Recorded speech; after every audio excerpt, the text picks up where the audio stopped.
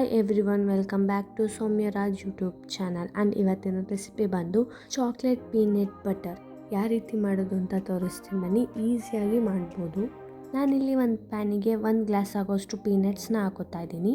ಈಗ ಇದನ್ನು ಒಂದು 4 to 5 ಮಿನಿಟ್ಸ್ ರೋಸ್ಟ್ ಮಾಡ್ಕೊಬೇಕು. ಚೆನ್ನಾಗಿ ಸಿಪ್ಪೆ ಬಿಚ್ಚೋ ಅಷ್ಟು ರೋಸ್ಟ್ ಮಾಡ್ಕೊಂಡಿರೋದನ್ನ ಒಂದು ಪ್ಲೇಟಿಗೆ ಹಾಕ್ಕೊತಾ ಇದ್ದೀನಿ.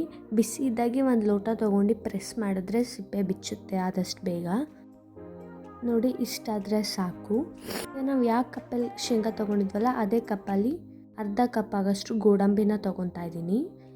ಅವೆರಡನ್ನೂ ಕೂಡ ಸ್ವಲ್ಪ ಲೈಟಾಗಿ ರೋಸ್ಟ್ ಮಾಡ್ಕೊಬೇಕಷ್ಟೇ.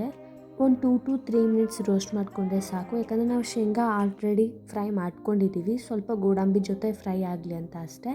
ಈಗ ಒಂದು ಮಿಕ್ಸಿ ಜಾರ್ನ ತೊಗೊಂಡು ಅದಕ್ಕೆ ರೋಸ್ಟ್ ಮಾಡಿರೋ ಅಂಥ ಪೀನಟ್ಸ್ ಮತ್ತು ಗೋಡಂಬಿನ ಹಾಕ್ಕೊಂಡು ಅದಕ್ಕೆ 2 ಸ್ಪೂನ್ ಆಗೋಷ್ಟು ಕೊಕೋ ಪೌಡರ್ ಆ್ಯಂಡ್ 2 ಸ್ಪೂನ್ ಹನಿ ಹಾಕ್ಕೊಂಡು ಇದನ್ನು ಗ್ರೈಂಡ್ ಮಾಡ್ಕೊಬೇಕು. ಸ್ವಲ್ಪ ನಿಮ್ಗೇನಾದರೂ ಗಟ್ಟಿ ಅನ್ನಿಸ್ತಂದರೆ ಇನ್ನೊಂದು ಸ್ವಲ್ಪ ಹನಿ ಹಾಕ್ಕೊಳ್ರಿ. ಈಗ ಒಂದು ಬ್ರೆಡ್ಡಿಗೆ ಪೀನಟ್ನ ಸರ್ವ್ ಮಾಡ್ಕೋತಾ ಇದ್ದೀನಿ. ಸೊ ತುಂಬ ಸಿಂಪಲ್ಲಾಗಿ ಚಾಕ್ಲೇಟ್ ಪೀನಟ್ ಬಟರ್ ಯಾವ ರೀತಿ ಮಾಡೋದು ಅಂತ ನೋಡಿದ್ವಲ್ಲ. ನಿಮಗೂ ಇಷ್ಟ ಆದರೆ ಲೈಕ್ ಮಾಡಿ, ಶೇರ್ ಮಾಡಿ. Thank you for watching.